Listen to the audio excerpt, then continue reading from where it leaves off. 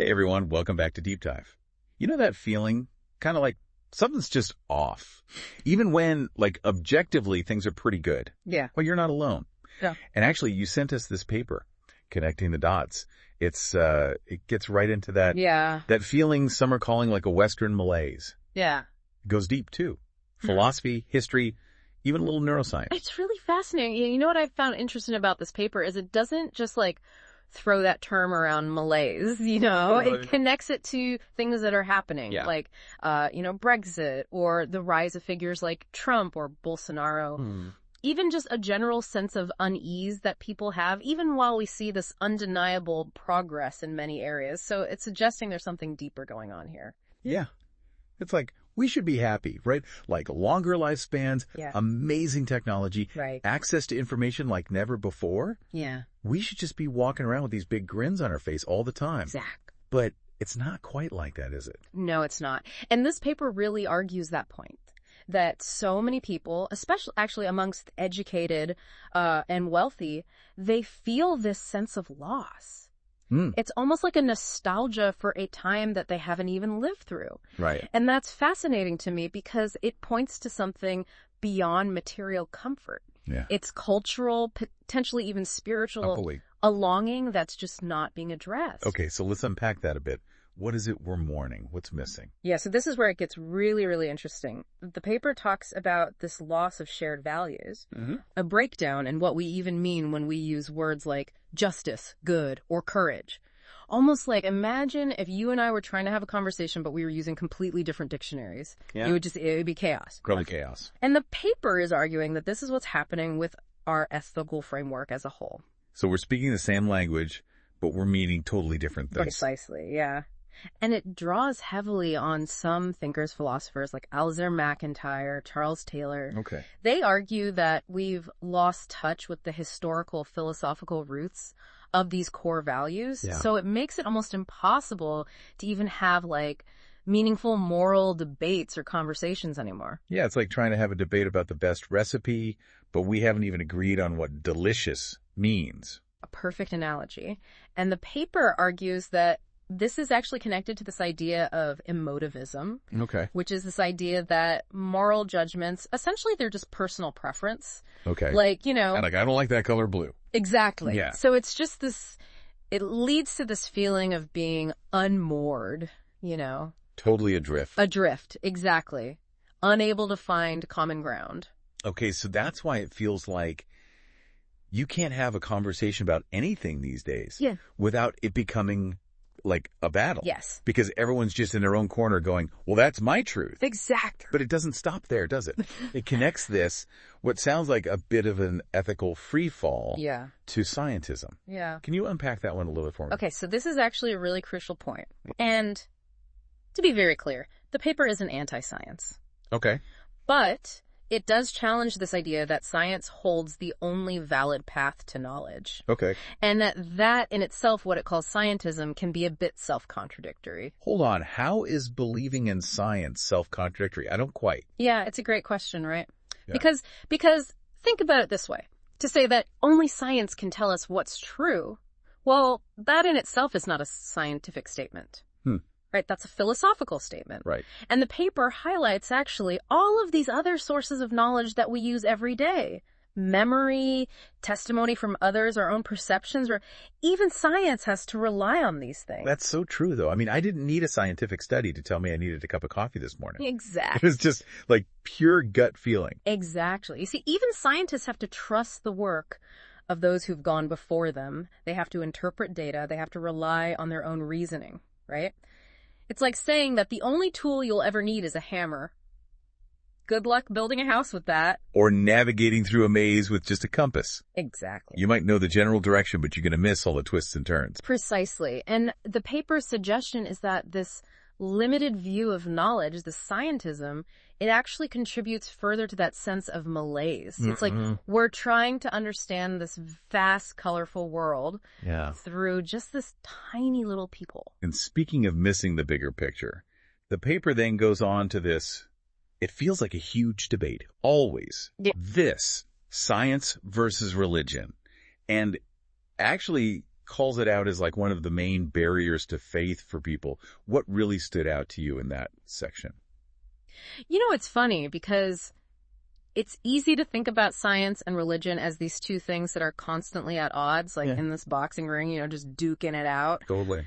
But this paper suggests that a lot of that is actually a misconception, especially when it comes to Christianity. Really? So less of a knockout punch and more like a dance. I'm not really following. Well, think about it. Some of the early, pioneers of science, like Newton, Kepler, they didn't see their work, these discoveries, as disproving God. Right. Quite the opposite. They saw it as revealing God's creation, like the elegance and the order of it.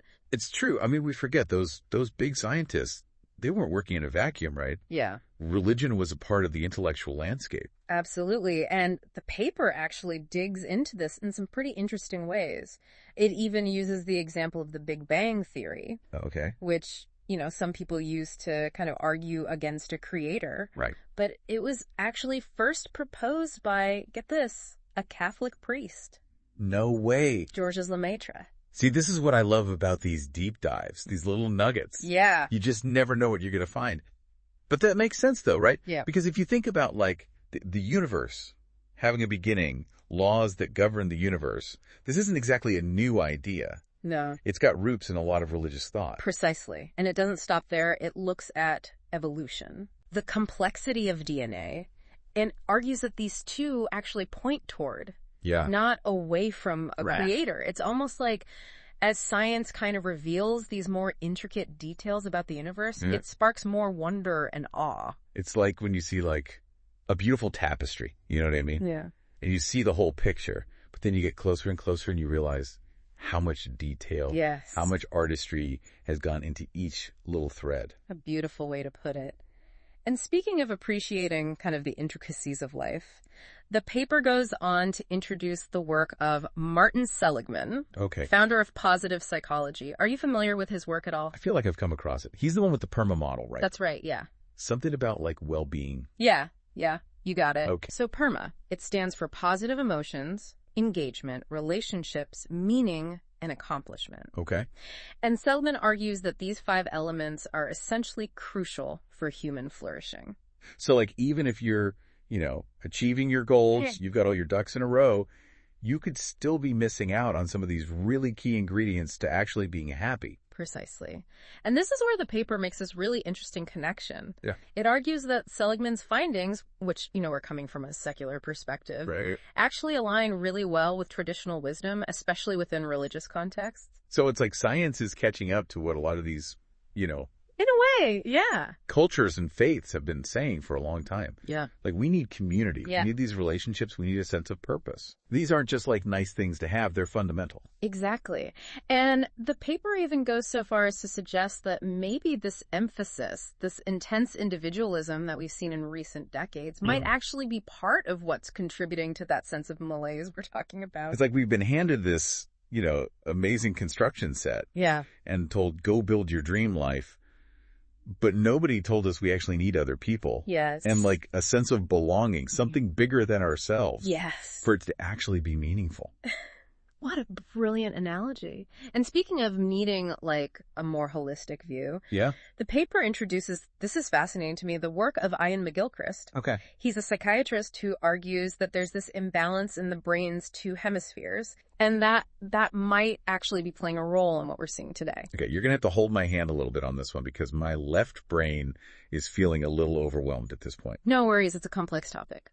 So essentially, McGilchrist's theory is that the left hemisphere, which is all about logic, analysis, control, has become really dominant over the right hemisphere, which is more about empathy, that holistic understanding, making connections. So it's like our inner Spock has taken over the captain's chair. And our inner Captain Kirk is stuck in engineering. I love that. That's a great analogy. And the paper is arguing that this imbalance, this over-reliance on the left brain's analytical mode, it's connected to everything we've been talking about. The rise of technology, decline of the humanities, the focus on the individual, over community. So we're seeing all the trees, but we're totally missing the forest. Exactly. It's like we've become incredibly efficient at achieving specific goals, but we've kind of lost sight of what those goals are even for, like what actually matters in the grand scheme of things. Right. And that disconnect, the paper argues, that's a major contributor to that sense of emptiness and malaise that people are feeling. So where do we go from here? I mean, does this paper offer any solutions to this Western malaise? Sure. Or are we just doomed to wander around feeling lost and disconnected? Well, I wouldn't go that far. The paper actually ends on like a cautiously optimistic note. Okay. It suggests that, even though we're facing some real challenges, there are paths back to a more, I guess you could say, like, fulfilling way of life.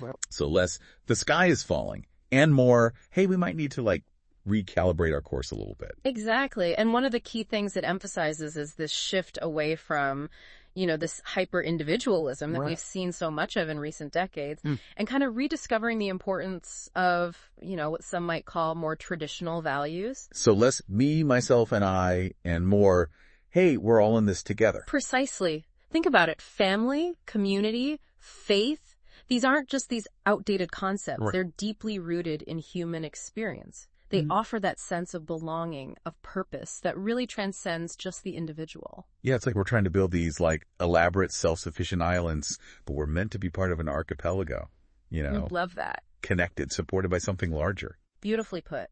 And the paper even argues that reclaiming our cultural heritage, especially, the intellectual, spiritual traditions of Western civilization, that this is actually a key part of this shift.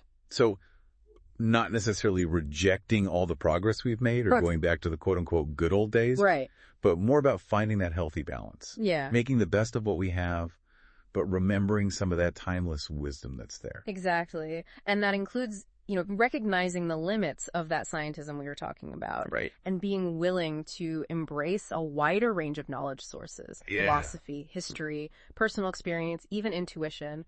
Recognizing that science, while incredibly powerful, isn't the only tool in the toolbox. Right. More of a multi-tool approach to life's big questions.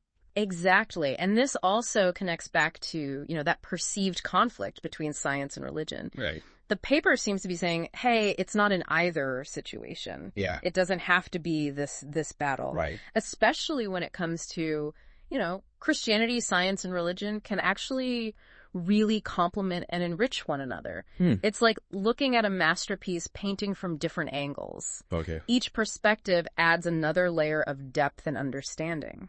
Instead of two opposing forces, it's more like, I don't know, a dance or a dialogue where each partner brings something really unique to the table. Absolutely. And remember we were talking about positive psychology. Yeah. The paper makes this point that those findings about well-being, that need for connection, for meaning, for purpose, these are things that, religious traditions have been emphasizing for centuries. Right. It's like science is rediscovering what our ancestors already knew. Yeah, in a way. Yeah. About what we need as humans to thrive. Yeah. These aren't just philosophical questions. Exactly. They're essential to a flourishing life. And let's not forget, McGilchrist's work on the divided brain. The paper kind of ends by saying, look, finding that better balance between our left and right hemispheres. Yeah. That's also going to be crucial for overcoming this malaise. Less dominance from Spock, a little bit more of that Captain Kirk intuition and empathy. Exactly. It's about nurturing those qualities. Yeah. Holistic understanding, connection, awe, things that, maybe have been sidelined a little bit in this, hyper-rational, achievement-oriented world we live in. So it sounds like, while this paper acknowledges these challenges, it's really a call to action. It's an invitation to, really re-examine some of our assumptions. I think so. To reconnect with those deeper roots and to, rediscover what it means to live a meaningful and fulfilling life. Beautifully put. It leaves us with a lot to ponder, wouldn't you say? Absolutely. This whole deep dive has been like taking a magnifying glass to this idea of a Western malaise and discovering there's this whole universe of interconnected ideas and potential solutions out there. And the most exciting part is it's not like we're going to find all the answers just in this one paper, but it's a springboard. It's a jumping off point to continue exploring, asking those big questions about what it means to live a good life. Yeah. Both as individuals and as a society. Couldn't have said it better myself. Yeah. So, to our listener out there, we'll leave you with this. What resonated most with you today? What threads are you going to continue to pull on? What does that meaningful and fulfilling life look like to you? And how can you start building that starting today? Those are the questions, for sure. Well, on that note, thank you for joining us on this deep dive. We'll see you next time as we explore even more fascinating ideas and connect even more dots.